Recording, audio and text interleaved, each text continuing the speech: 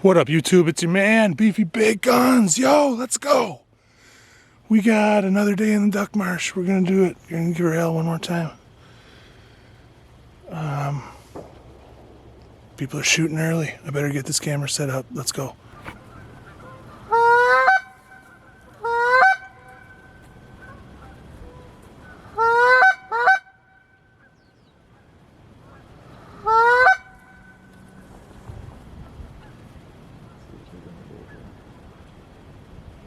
Got their attention, but there might be too many to get in here, but two want in.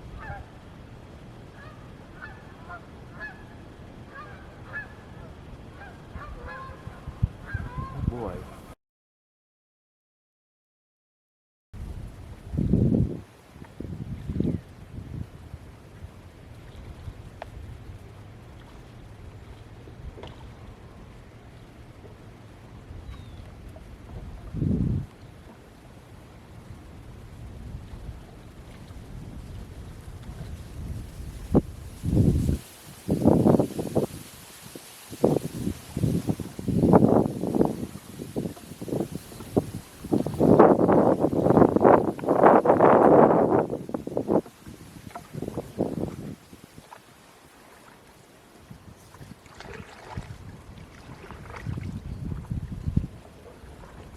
Ryan just got done with the Cripple of the year. Cripple of the Year Goose. And that sucker really traveled, eh, buddy? Well, without a good experienced dog, that bird never gets found. Not a doubt in my mind.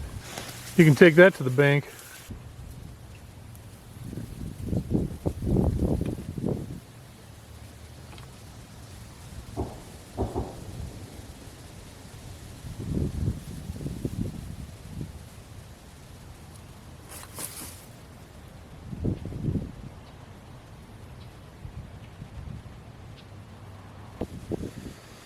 Got a young of the year, Drake Woody. While the camera was off. Also, while the camera was off before, Ryan and I tag teamed on some geese. We didn't shoot well at all.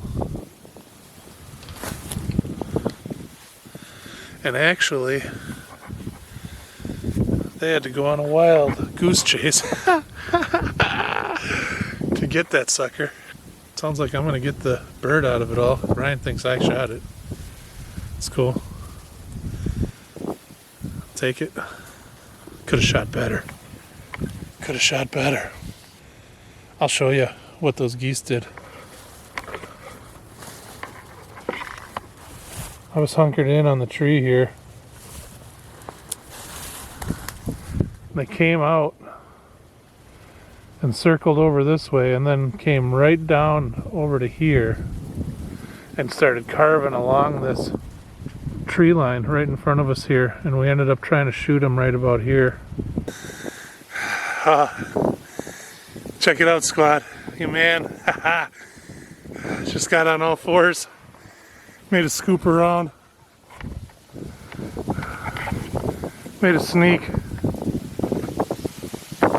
out through here into the woods out over here. Got around these ducks. I think they heard me. I was standing about there when they flushed and came this way. And then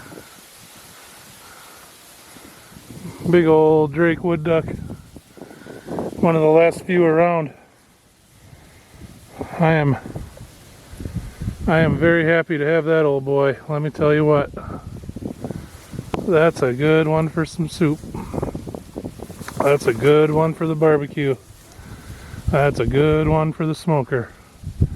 That's a good one for the oven. That's a good one for the air fryer. Man, getting out here and doing that stuff like that gets me sweaty. Makes me feel like a kid again. God, I love that. Getting after them. We could have just sat here and let them birds sit back there and not do it. Your man gets after it. Full contact duck hunting. Down on my arms, going through the mud. What else would we do?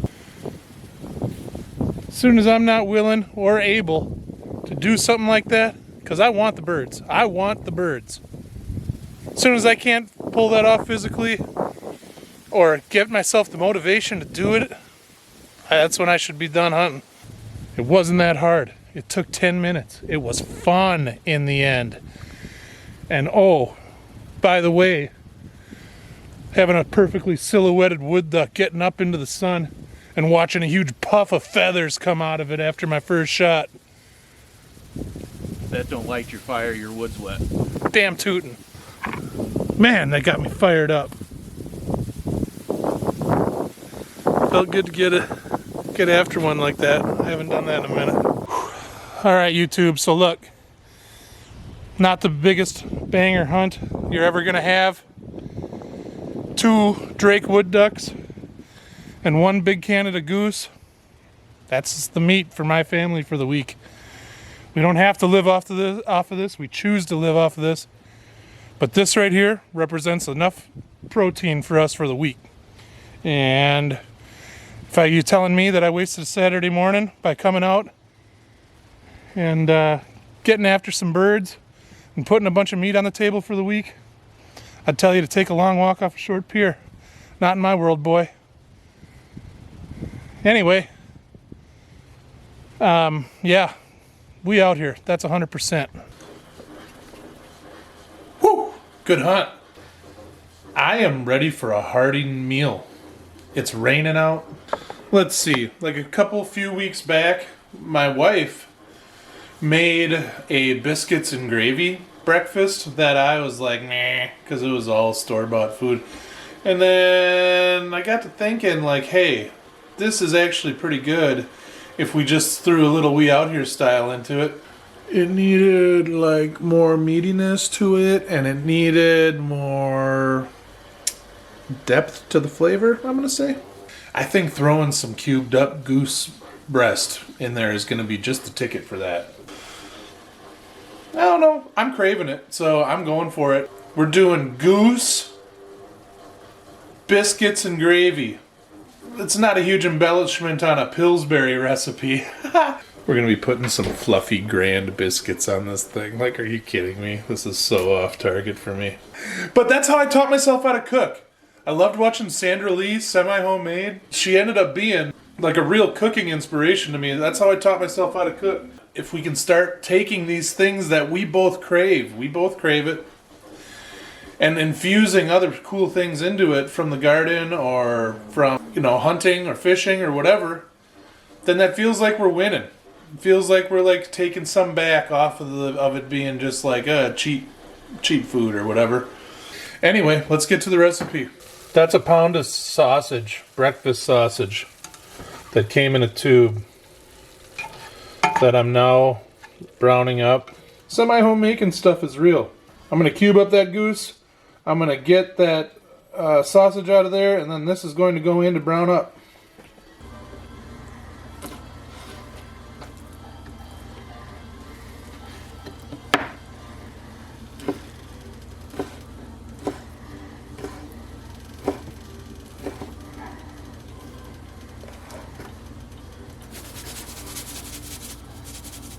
I salted the breast there. Okay, so the whole deal with this recipe is that you gotta make the meat ahead of time and then put it in after you create the milk sauce, the gravy. And I got the goose in now. And I'm just gonna like really let that kind of like cook hot. My temperature on my stove is really up right now. Much higher than I normally cook at. I'm just kind of trying to get this cooked just like a little bit. I was hoping to get maybe just a little crust on it. Doesn't really look like it's doing that.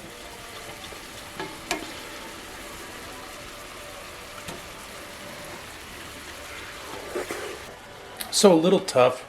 Yeah, alright, I'll buy that. Little minerally. Yeah, okay. Canada Goose is totally legit. And when you kill a bird, it's a lot of meat. That's what I'm on. So look, what do you do with something like this? Tough meat. Okay, I got some tough meat. Let's simmer it. Let's stew it for a while. This is going to be the perfect application in this biscuits and gravy because it's going to go into the oven for a half hour and just sit in there and bubble. By the time it's done doing that, it's going to be super tender.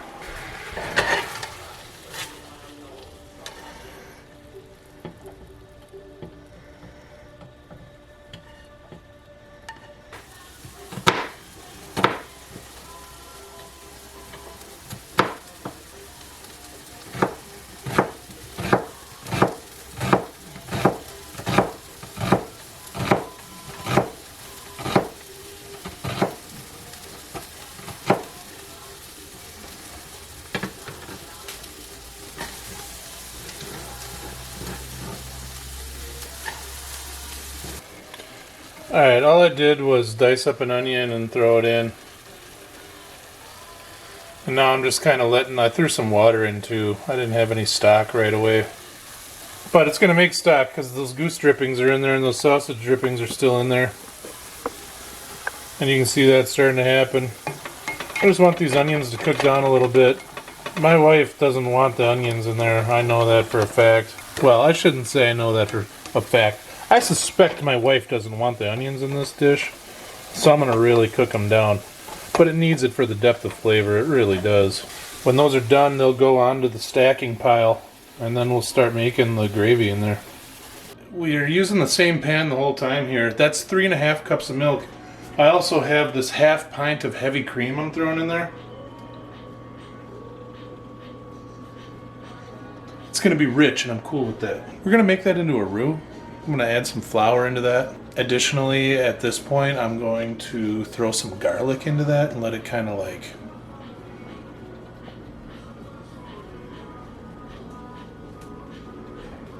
mingle around in there for a minute. Got to be real careful how we simmer that. We don't want that to boil too hard. Whole milk is in. Heavy cream is in. About to apply a couple tablespoons, let's just say 1 big tablespoon of garlic, some salt and pepper, and a 1/4 cup of flour, and we're going to bring that up to temperature. We'll get it up to a boil. I'm going to have to run an errand, and so we'll let it sit. We'll add everything into the pan before we leave for the errand, and then when we get back, it'll be ready to pour in to a separate container and into the oven. It's going to be just in time for lunch. I'm super pumped. It's going to be great. So I put in about 1/3 cup of flour. And it's really super important to whisk it all in. You got to keep whisking it too. It'll re-clump on you. But you got to get this heated up good while you're doing this. This is an important step to keeping that gravy nice and lump-free. Get the consistency we want out of it. Super important. Threw a tab of butter in there too, hey. It's starting to look like a sauce to me. I'm going to turn that off. I mean, it's definitely bubbling. Let's go in with the goose meat and the sausage and the onion.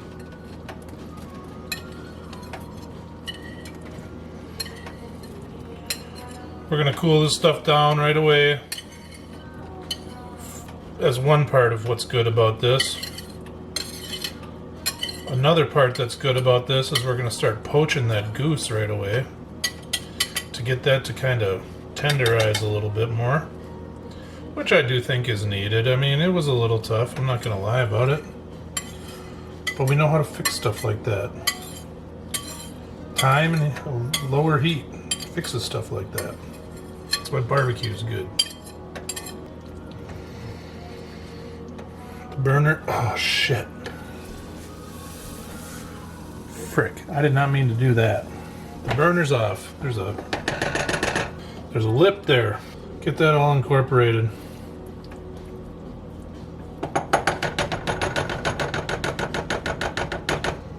So I'm cooking, whatever. It's real out here.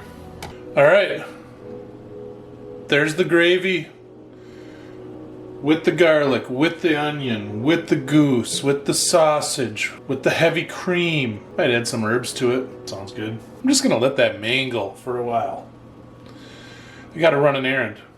When we get back, we'll go in to a glass pan, cut the biscuits, put it on top, preheated oven, face hit, can't wait. We took a tin of this type of biscuit,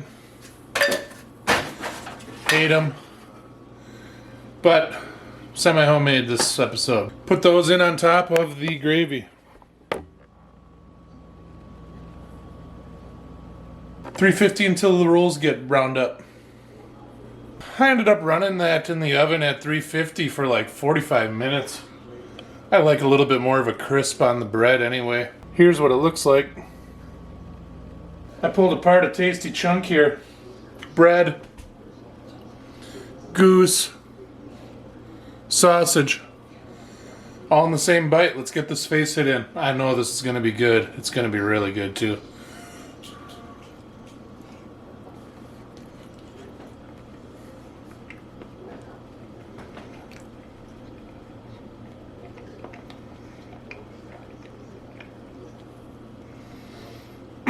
It could use a little black pepper, maybe some hot sauce, but it's good. The sausage is okay. I like the flavor of it in there. But it is just so fine by the time it actually goes through the whole process that it's a little too, like, loose for me. The goose really adds a nice bite of meat into the equation, and I really like that about it. So this is an absolute win. I mean, you're mixing a bunch of fat and good protein. It's going to be kind of tough to mess it up. Get some geese and use it in this process for sure. We out here. Catch you on the next one.